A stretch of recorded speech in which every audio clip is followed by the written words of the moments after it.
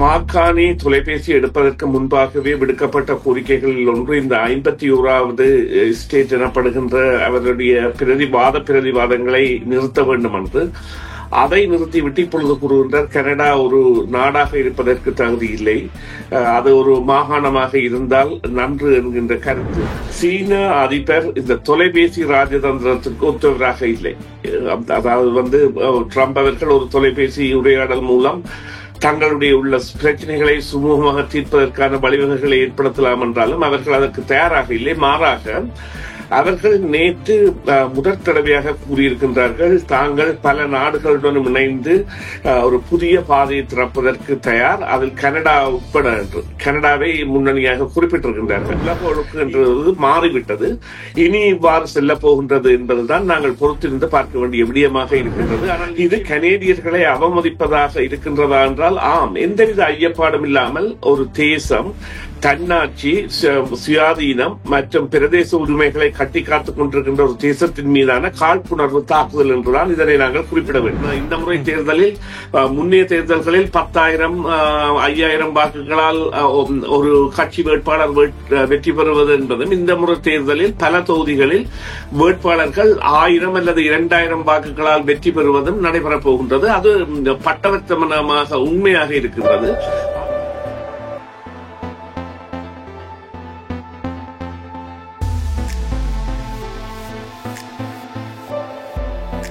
உங்கள் அனைவரையும் CMR தமிழ் எஃப்எம்களில் புத்தம்புது காலை நிகழ்ச்சியில் செய்தியின் பின்னணி நிகழ்ச்சியில் சந்திப்பதில் மிக்க மகிழ்ச்சி. கனடாவில் தேர்தல் நெருங்கிக் கொண்டிருக்கின்றது. இன்னும் சில நாட்களே இருக்கின்ற நிலையில் டொனால்டு டிரம்பினுடைய அறிவிப்பு என்பது கனடா தேர்தலில் கூடுதலாக செல்வாக்கு செலுத்தக்கூடிய ஒன்றாக இருக்கின்ற பொழுது நேற்றைய தினம் ஓவல் அலுவலகத்தில் பல அறிவிப்புகளை வெளியிட்டிருக்கின்றார். ட்ரம்ப் ஒரு மிக மௌனமாக சில நாட்களை கடந்து செல்லுகின்றார் என்று எதிர்பார்த்தவர்களுக்கு மீண்டும் இந்த அதிரடி அறிவிப்புகள் மற்றும் வீரவசனங்கள் போன்ற பலவற்றை அவர் நேற்றைய தினம் அறிவித்ததை காணக்கூடியதாக இருந்தது. இது கனேடியர்கள் மத்தியில் மீண்டும் ஒரு தேசிய உணர்வை கட்டியெழுப்பக்கூடிய வகையில் அவருடைய பேச்சு அமைந்ததாக தெரிவிக்கப்படுகின்றது. காரணம், கனடா ஒரு நாடாக இருப்பதற்கான தகுதியே இல்லாத ஒன்று என்ற ஒரு விடயத்தை அவர் முன்னிறுத்தி இருக்கின்றார். ஏற்கனவே லிபரல் கட்சி தலைவர் மாக்கானி அவர்கள் பிரதமராக பதவியேற்று தொலைபேசி உரையாடலில் ட்ரம்போடு பேசியதன் பின்னர் கொஞ்சம் மௌனமாக தன்னுடைய செயற்பாடுகளை விரித்திருந்த டொனால்டு ட்ரம்ப் அவர்கள் கனடா தொடர்பான எந்தவித அதிரடி அறிவிப்புகளையும் வெளியிடாதவராக இருந்தார். ஆனால் இப்பொழுது இந்த அறிவிப்பு வெளிவந்திருக்கின்றது. மீண்டும் கனடாவை சீண்டுகின்ற ஒரு நடவடிக்கையாக இது பார்க்கப்பட்டாலும் கனடாவில் தயாரிக்கப்படுகின்ற வாகனங்கள் தனக்கு தேவையில்லை என்றும், குறிப்பாக கனடாவில் உள்ள மர உற்பத்தி தயாரிப்புகளும் தங்களுக்கு தேவையில்லை என்ற ஒரு விடயத்தை குறிப்பிட்டிருக்கின்றார். அதே நேரத்தில் அமெரிக்கா தங்களுக்கு தேவையானவற்றை தாங்களே உற்பத்தி செய்யக்கூடிய வழிவகைகளை ஏற்கனவே தேடிவிட்டதாகவும் அதற்கான ஒரு புள்ளியாகத்தான் இந்த ஆரம்பம் அமைந்திருந்தது என்றும் அவர் தெரிவித்திருக்கின்றார். இது கனடாவை சிந்திக்க வைத்திருக்கின்றது. குறிப்பாக ஏனைய நாடுகளும் இனி தங்களுடைய காலில் அல்லது தங்கள் சார்ந்த பல தெரிவுகளை தங்கள் கைகளில் வைத்திருக்க வேண்டும் என்ற ஒரு நிலைப்பாட்டை ஏற்படுத்தி இருக்கின்றது. டொனால்டு ட்ரம்ப் அவர்களுடைய அணுகுமுறை தொடர்பாக ஏற்கனவே செய்திகள் வெளிவந்த பொழுது எதிர்காலத்தில் உலக ஒழுக்கு என்பது மாறக்கூடிய வாய்ப்புகள் இருப்பதாக சொல்லப்பட்டாலும் அந்த ஒழுக்கு இப்பொழுது மாறி இருப்பதாகவே பார்க்கக்கூடியதாக இருக்கின்றது. இது குறித்து நாங்கள் காலை வேளையில் பேச இருக்கின்றோம். இப்பொழுது சுரேஷ் இணைந்திருக்கின்றார். சுரேஷ் தர்மாவை சந்திப்போம். வணக்கம் சுரேஷ். வணக்கம் ராம். வணக்கம் நேர்களே. ஆமாம், இந்த அறிவிப்பு என்பது தேர்தல் நெருங்குகின்ற காலத்தில் எவ்வளவு ஒரு முக்கிய அறிவிப்பாக இருக்கும்? அல்லது மக்கள் டொனால்டு ட்ரம்பினுடைய அறிவிப்பை கேட்டு கேட்டு சலித்து போய் இதை கடந்து செல்லக்கூடியவர்களாக இருப்பார்களா? இல்ல, நிச்சயமாக தாக்கம் விளைவிக்க கூடியதாக இருக்கும் என்பதில் எந்தவித ஐயமும் இல்லை. அதாவது மாக்கானி தொலைபேசி எடுப்பதற்கு முன்பாகவே விடுக்கப்பட்ட கோரிக்கைகளில் ஒன்று இந்த 51வது ஸ்டேட் எனப்படுகின்ற அவருடைய பிரதிவாதங்களை நிறுத்த வேண்டும் என்று. அதை நிறுத்திவிட்டு இப்பொழுது கூறுகின்றார் கனடா ஒரு நாடாக இருப்பதற்கு தகுதி இல்லை, அது ஒரு மாகாணமாக இருந்தால் நன்று என்கின்ற கருத்து. இந்த கருத்திற்கான காரணம் கனடா தேர்தல் என்பதை விட முக்கியமாக சீனா எடுக்கின்ற நடவடிக்கைகள். சீனாவுடன் இப்பொழுது அவர் படியிறங்கி சென்று இருக்கின்ற பொழுதும் சீன அதிபர் இந்த தொலைபேசி ராஜதந்திரத்திற்கு ஒத்தவராக இல்லை.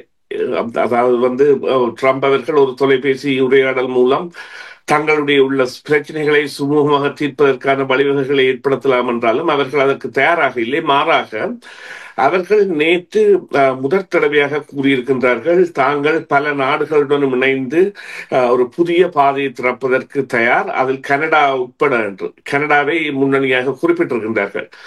இது உண்மையிலேயே ட்ரம்ப் அவர்களுக்கு ஒரு விசனத்தை ஏற்படுத்துகின்ற நடவடிக்கையாக இருக்குமே என்று சொன்னால், கனடா கூட ஏனைய பொருளாதார சந்தைகளை தேடி செல்வதும், அதேவேளை கனடா சீனாவில் இருந்து பெரும் அதாவது ஆதரவை அல்லது தனது பொருளாதாரம் தொடர்பான சாதகத்தன்மைகளை பெறுவதாகவும் மாறிவிடும் என்கின்ற காரணங்கள் இவ்வாறான கருத்தியலுக்கு இட்டுச் செல்கின்றன. இருந்த பொழுதும் நீங்கள் கூறியது போல உலக ஒழுக்கு என்றது மாறிவிட்டது.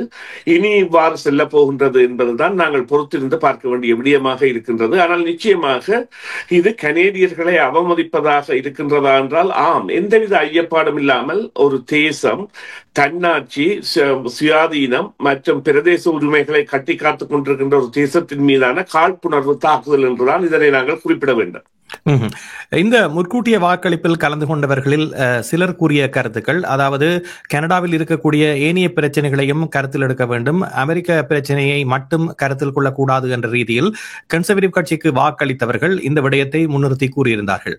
ஆனால் ஒரு 90 நாட்கள் கால அவகாசம் வழங்கப்பட்ட நிலையில் இந்த விடயத்தினுடைய பாரதூரத்தன்மை சற்று தணிந்திருந்த நிலையில் இப்பொழுது மீண்டும் இந்த கருத்தை தெரிவித்திருப்பது என்பது 28ஆம் தேதி நடைபெறப் போகின்ற தேர்தலில் எவ்வாறு செல்வாக்கு செலுத்தும் என்று நீங்கள் நினைக்கிறீர்கள்? காரணம், இந்த 2 தலைவர்களில் ஒரு தலைவர் தான் அமெரிக்க விடயத்தை மிகவும் சிறப்பாக கையாள்வார் என்ற எதிர்பார்ப்பில் மக்கள் இருக்கின்றார்கள். இவ்வாறான ஒரு நிலையில் இந்த அறிவிப்பானது எந்த கட்சிக்கு சாதகமான நிலையை இந்த விடயங்கள் ஏற்படுத்தும் என்று நினைக்கின்றீர்கள்? நிச்சயமாக இது இவ்வாறு கூறலாம். நீங்களே முதலே கூறிவிட்டீர்கள் ஒரு கருத்தை, அதாவது மக்களுடைய கருத்து கணிப்பின்படி அமெரிக்க விவகாரங்களை கையாள்வதற்கான சிறந்த தகமையாக ஒரு தலைவரை தான் அவர்கள் தெரிவு செய்திருக்கின்றார்கள்.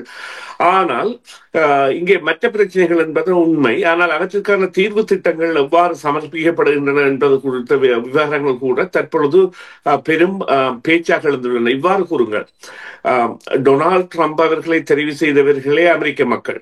அவர்கள் கடந்த வார இறுதியில் 500க்கும் மேற்பட்ட நகரங்களில் பாரிய ஆர்ப்பாட்டங்களை செய்திருக்கின்றார்கள். ஹேண்ட்ஸ் ஆஃப், அதாவது டொனால்ட் ட்ரம்ப் அவர்களை பல விடயங்களில் இருந்து செயற்படுவதை விட்டு தவிர்க்குமாறு. ஜனவரி 6ஆம் தேதி என்று நினைக்கின்றேன் பதவியேற்று அதற்கிடையான ஒரு சுமார் 3 மாத காலத்தில் இவ்வாறான போராட்டம் என்பது பெரிய அளவில் இடம்பெறுவதற்கு அங்கே ஒரு தேவை இருந்தாலும் அதற்கு தெரிவு அந்த மக்களாகவே இருந்தார்கள். எனவே மக்களுடைய கைகளில் தான் தெரிவு இருக்கின்றது. ஆனால் நிச்சயமாக அமெரிக்காவின் பிரச்சனையை ஒட்டித்தான் மற்ற பிரச்சனைகள் இருக்கின்றன என்பதில் எந்தவித ஐயமும் இல்லை. குறிப்பாக இவ்வாறு கூறுங்கள், வீட்டு சந்தையில் விடப்பட்ட வீடுகள் என்பன அவ்வாறு அவை மேல அதாவது வியாபாரம் முனைப்பாக நடைபெறுகின்றதா என்றால் இல்லை என்கின்ற ஒரு கருத்தியல் இருக்கின்றது. அது இந்த அமெரிக்க வரி விதிப்பு மற்றும் தேர்தல் போன்றவற்றின் பின் நடைபெறும் என்று. அதே போன்று வரி விதிப்பு கடந்த 2 முறை பின்போடப்பட்டது, தவிர்க்கப்பட்டது. 0.25 விதமான வரி விதிப்பு குறைப்புகள் எதிர்பார்க்கப்பட்டாலும் அவை தவிர்க்கப்பட்டன. அதற்கான காரணம் அமெரிக்காவின் இந்த போக்கு. எனவே இவ்வாறான நிலைமை என்பது தொடர்ந்து செல்லுமாக இருந்தால் 1.5 மில்லியனுக்கு விற்கின்ற வீட்டை ஒருவர் அவசரத்தில் சில வேளைகளில் 1.2 மில்லியனுக்கு விற்றுவிட்டார் என்றால் அந்த வீதியின் அல்லது அந்த பிரதேசத்தின் வீட்டு விலை என்பது 1.2ஆகவே தீர்மானிக்கப்படுகின்ற சந்தர்ப்பம் வரும். அவ்வாறான நிலைமை ஏற்படுகின்ற பொழுது மேலும் இன்னும் ஒருவர் விலை குறைத்து தனது தேவைக்காக அல்லது அவரால் ஈடுகட்ட முடியாமல் செய்வாராக இருந்தால் தான் அந்த தொடர் வீழ்ச்சி ஏற்படும். அந்த தொடர் வீழ்ச்சி நிலை என்பதற்கு கனடா இன்னும் வரவில்லை. ஆனால் அது வருமா என்றால் வரும். எவ்வாறு என்று சொன்னால் இவ்வாறான உறவு நிலைகள் அல்லது தொடர் கட்டுப்பாடுகள் அல்லது தொடர்ச்சியான ஒரு பொருளாதார நடவடிக்கைகளை மேம்படுத்துவது இல்லாமல் குறைப்புகளை மேற்கொள்ளுதல் போன்ற நடவடிக்கைகளை மேற்கொண்டால், எனவே இது மக்களின் கைகளில் ஆராய்ந்து வாக்களிப்பதற்கான இது அந்த முந்திய குதிரைக்கு விசில் அடிப்பது போன்ற நிலையில் மக்கள் இருக்கக்கூடாது, இவருக்கு போடுவோம் அவருக்கு போடுவோம் என்று அவர்கள் ஆராய்ந்து வாக்கு செலுத்த வேண்டிய அதுதான் இந்த தேர்தலை அவர்கள் தேர்தல்களுக்கான தாய் தேர்தல் என்று அழைக்கின்றார்கள். அதாவது இந்த தேர்தல் என்பது நிச்சயமாக மக்கள் தங்களுடைய தேவைகளையும் வைக்கப்படுகின்ற கொள்கைகளையும் முன்வைத்து பார்த்து செயற்பட வேண்டிய தேர்தல் என்பதில் எந்தவித ஐயமும் இல்லை. சரி, நீங்கள் சீனா விடயம் பற்றி குறிப்பிட்டீர்கள். ஏற்கனவே சீனா முரண்பட்ட நிலையில் கனடாவோடு இருக்கின்றது. அதே போன்று இந்தியாவும் அவ்வாறான ஒரு நிலையில் இருக்கின்றது. உலக பொருளாதாரங்களில் முதன்மை நிலையில் இருக்கக்கூடிய இந்த இரண்டு நாடுகள் கனடாவோடு சேர்ந்து இயங்குவதில் என்னென்ன பிரச்சனைகள் எதிர்காலத்தில் இருக்கும், அதற்கு ஒரு தீர்வாக மார்கானி இருப்பாரா அல்லது பிய பொலிவிய இருப்பாரா என்ற கேள்விகள் கேட்கப்படுகின்றன. இதற்கு உங்களுடைய பதில் என்னவாக இருக்கும்? இந்த இரண்டு நாடுகளும் விரும்பியோ விரும்பாமலோ தொடர்ந்து கனடாவினுடைய பங்காளிகளாக இருந்தால்தான் அமெரிக்காவில் விதிக்கப்படுகின்ற வரி விதிப்பை சமாளிக்கக்கூடிய நிலையில் கனடாவும் இயங்கு தளத்தில் செயற்படக்கூடியதாக இருக்கும். குறிப்பாக ஐரோப்பிய நாடுகளோடான உறவு மாகாணி ஏற்கனவே சென்று பேச்சுவார்த்தைகளில் ஈடுபட்டிருக்கின்ற நிலையில் அது சாத்தியமாகக்கூடிய ஒரு நிலை ஏற்பட்டிருக்கின்றது. இவ்வாறு பல நாடுகளில் ஒத்துழைக்க வேண்டிய ஒரு நிலையில் கனடாவும் இருக்கின்றது. இப்பொழுது இருக்கின்ற பிரச்சனைகள் எவ்வாறு களையப்படும் என்று நீங்கள் நினைக்கின்றீர்கள்? இதற்கான பதில் மக்களின் பதிலாகத்தான் இருக்க முடியும். யார் இந்த நிலையை தடுக்கக்கூடிய தலைவர் என்று பார்க்க முடியுமாக இருந்தால் அது மார்கானி என்பதே தெரிவாக இருக்கின்றது. அந்த தெரிவு இப்பொழுது நாங்கள் டக் ஃபோர்ட், அதாவது ஒன்டாரியோவின் மாகாண முதல்வர் டக் ஃபோர்ட் அல்லது பிரம்டன் மாநகர மேயர் பேட்ரிக் பிரவுன் போன்றவர்கள் கூட தங்களது ஆதரவை தங்களுடைய கட்சியாக இருந்து கூட கன்சர்வேட்டிவ் கட்சிக்கு வெளியிடாத ஒரு நிலை இருக்கின்ற தன்மையை இந்த தேர்தல் கண்டு நிற்கின்றது. ஜிடிஏ பொறுத்தவரையில் அவ்வாறான ஒரு நிலை காணப்பட்டாலும் கனடாவினுடைய ஏனைய பகுதிகளில் இருக்கின்ற மன உணர்வும் இதே போன்ற சமநிலையில் பயணிக்கக்கூடியதாக இருக்கிறதா? இல்லை, அவர்கள் இவ்வாறு கூறலாம்.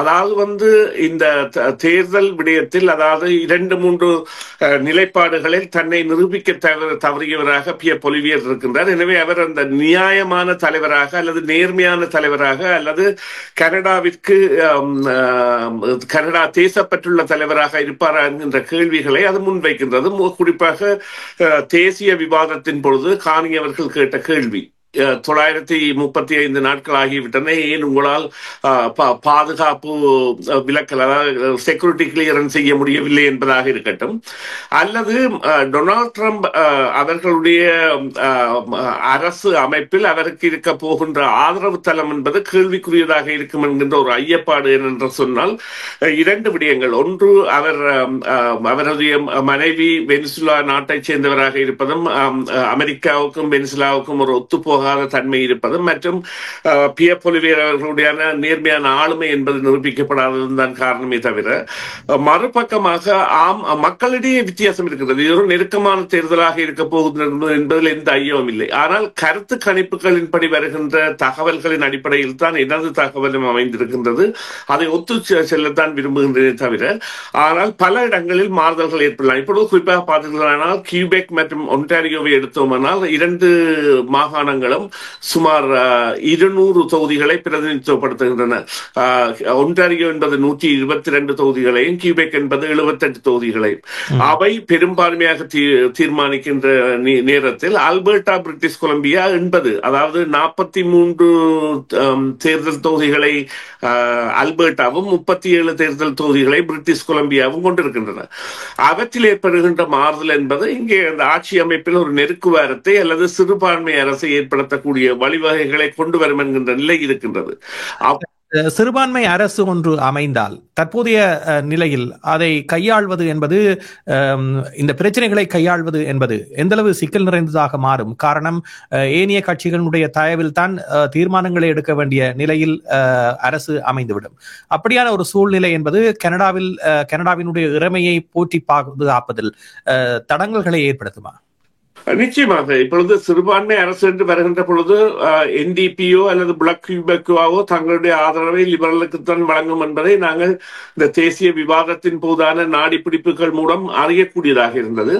அவர்கள் அவ்வாறுதான் செயற்பட்டிருந்தார்கள். கடந்த 3 தடவைகள் லிபரல் கட்சி ஆட்சி செய்த பொழுதும் அது சிறுபான்மை அரசாகத்தான் ஆட்சியை கொண்டு நடத்தியது. ஆனால் முழு தனது கால எல்லையையும் பூர்த்தி செய்தது. இவ்வாறு கனடாவில் நடந்தது இதுதான் முதல் தடவை. 2017 2015 ஆண்டிலிருந்து 2023 வரையான இந்த காலப்பகுதி என்பது இவ்வாறு கடந்து சென்றது. முன்னர் கனேடிய வரலாறுகளில் சிறுபான்மை அரசு என்பது தனது பதவி காலத்தின் முன்பே தூக்கி எறியப்பட்ட தன்மை காணப்பட்டது. ஆனால் இந்த முறை அது பாதுகாக்கப்பட்டது. அவ்வாறான நிலைமை ஏற்படும். இங்கே ஒரு பெரிய சிக்கல் ஒன்று இருக்கின்றது. இவ்வாறு சில வேளைகளில் கன்சர்வேட்டிவ் கட்சி லிபரல் கட்சியை விட சில ஆசனங்கள் முன்னிலையில் எடுத்தால் கூட அது சிறுபான்மை பெரும்பான்மையை நிரூபிக்க விட முடியாத இடத்து 170 மேல் எடுக்க 172 மேல் எடுக்காமல் விட்டால் அது சிறுபான்மையாகத்தான் கருதப்படும். அந்த நிலையில் லிபரலும் இன்னும் ஒரு கட்சியும் சேர்ந்து ஆட்சி அமைப்பது என்பது சாத்தியமான நிலைமை என்றால் அவர்களுக்குரிய புள்ளி என்பது மேலதிகமாக இருந்தால் இவ்வாறாக இந்த தேர்தலை நாங்கள் தாய் தேர்தலாக எடுக்க வேண்டும். ஆனால் மாற்று கருத்துக்கள் இருக்கின்றன. நிச்சயமாக வாக்காளர்களிடையே இளைய வாக்காளர்கள் கன்சர்வேட்டிவ் கட்சி சார்ந்தவர்களாகவும் முதியவர்களில் பெரும்பான்மையானவர்கள் லிபரல் அதாவது தங்கள் எதிர்காலத்தை பற்றிய சிந்தனை உள்ளவர்களாகவும் மாறி இருப்பதுதான் இதற்குரிய காரணமாக இருக்கின்றது. சரி, கனடாவில் வரலாற்றில் வருகின்ற கருத்து கணிப்புகள் தேர்தல்களின் போது வருகின்ற கருத்து கணிப்புகள் ஓரளவு ஏனைய நாடுகளோடு ஒப்பிடுகின்ற பொழுது உண்மைத்தன்மை வாய்ந்தவையாகவும் அதனுடைய பெறுபேறுகள் சரியாகவும் அமைந்து விடுவது வழமையாக இருந்தாலும் இம்முறை தேர்தலே ஒரு வித்தியாசமான தேர்தலாக நடைபெறப் போகின்ற பொழுது வருகின்ற கருத்து கணிப்புகளை எந்த அளவுக்கு நம்ப முடியும்? கருத்து கணிப்புகளின் பிரகாரம் நிலைமை செல்லுமா என்று சொன்னால் நிச்சயமாக இல்லை. ஆனால் கருத்து கணிப்புகளுக்கு ஏற்ற வகையில் அந்த பேட்டர்ன் அதாவது ஒரு மாதிரி இருக்கும். ஆனால் தொகுதிகளின் எண்ணிக்கை என்பது குறைந்து கூடும். இதற்கு காரணம் என்னவென்று கூறினால் வாக்காளர்களின் எண்ணிக்கை அதிகரித்திருக்கின்றது. வாக்களிப்பதற்கான எண்ணிக்கை அது பலத்த மாறுதல்களை மேற்கொள்ள போகின்றது. நெருக்குதல் அதாவது இந்த முறை தேர்தலில் முன்னைய தேர்தல்களில் 10,000 5,000 வாக்குகளால் ஒரு கட்சி வேட்பாளர் வெற்றி பெறுவது என்பதும் இந்த முறை தேர்தலில் பல தொகுதிகளில் வேட்பாளர்கள் 1000 அல்லது 2,000 வாக்குகளால் வெற்றி பெறுவதும் நடைபெறப் போகின்றது. அது பட்டவர்த்தமானமாக உண்மையாக இருக்கின்றது. ஆனால் கனடாவுடைய நிலைமையை தீர்மானிக்கின்ற சக்தி என்பது கனேடியர்கள் கையில் இருக்கின்றது. அவர்களுடைய சிந்தனை போக்கில் இருக்கின்றது. பொறுத்திருந்துதான் அதனை பார்க்க வேண்டும். ஆனால் நிச்சயமாக இது யாருமே எதிர்பார்த்தது போன்ற ஒரு தேர்தலாக இந்த முறைய தேர்தல் அமைய போவதில்லை. ஆனால் இந்த கருத்து கணிப்புகளின் பிரகாரம் நிச்சயமாக ஒரு மென்மைத்தன்மை இருக்கின்றது அல்லது மக்களிடையே ஒரு புரிந்துணர்வு இருக்கின்றது. இருந்த பொழுதிலும் அது வாக்காக மாறுகின்ற பொழுதுதான் அதனுடைய கனதி தெரியும். இப்பொழுது 25% மக்கள் வாக்களித்தது வரலாற்றில் இதுதான் முதல் தடவை. கனேடிய தேர்தல்களில் இவ்வாறு பெரும்பான்மையானவர்கள் முன்கூட்டிய வாக்களிப்பை செய்தது. எனவே மிகுதியுள்ள 75% 50% மக்கள் வந்தால் கூட அது கனடிய தேர்தல்களில் பெரிய ஒரு தொகையை வாக்களித்த தேர்தலாக மாறக்கூடிய சாத்தியத்தை ஏற்படுத்தும். அது நிச்சயமாக நிலைமைகளில் மாற்றத்தை ஏற்படுத்தும். நெருக்குதல்கள் இங்கே நாங்கள் இதனை எவ்வாறு கிரகிக்க முடியும் என்றால் வேட்பாளர்களுக்கு இடையேயான வெற்றியை தீர்மானிக்கின்ற வாக்குகள் சில வேளைகளில் 10 கூட மாறலாம் சில இடங்களில்.